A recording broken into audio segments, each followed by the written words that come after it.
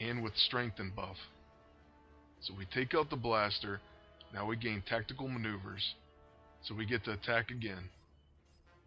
We're going to use the ionic sledge, and we're going to be using that a lot, just due to all the finest hour buffs that we're going to have.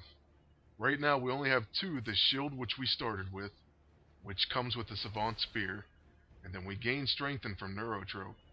But sometimes you can have even more buffs off Neurotrope, or if Omega got to go first, for instance. With Hercules, we're going to go ahead and use Gift of Battle once again,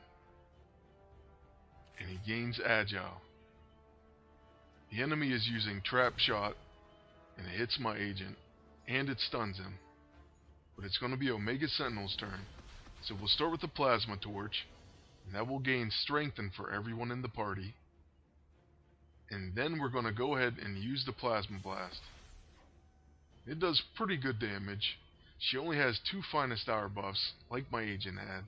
But in longer fights, especially in a PvP fight, she's able to put a lot of those buffs on herself and on her entire team. So it will really help out those finest hour moves. That also goes for characters like Wonder Man and Thundra.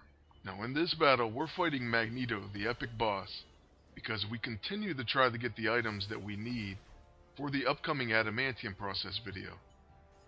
If you remember, I did promise that there will be a special Adamantium process where I use only items that you can gain in missions, and I'm also going to use low-cost heroes on the team.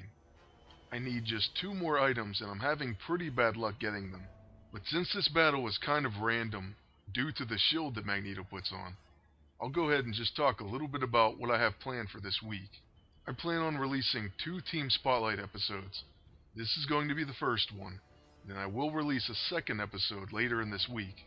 And then I certainly want to put out that special episode of the Adamantium process, but there is a small possibility that I will have a different episode instead before that one. And that sort of depends on my luck with the drops.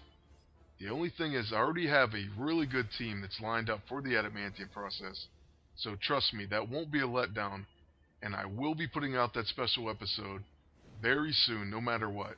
If I don't get these 2 last drops, then it won't be a completely optimal team. So that's the only problem right now. But I'm going to keep running these missions, and with a little bit of luck, hopefully I'll get them in the next few days.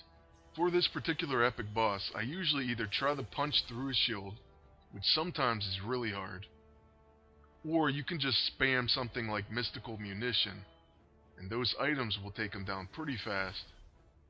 Otherwise, you can go ahead and just rely on the fact that sometimes he'll put the opposite buff on one of your characters, and they'll be able to damage him more.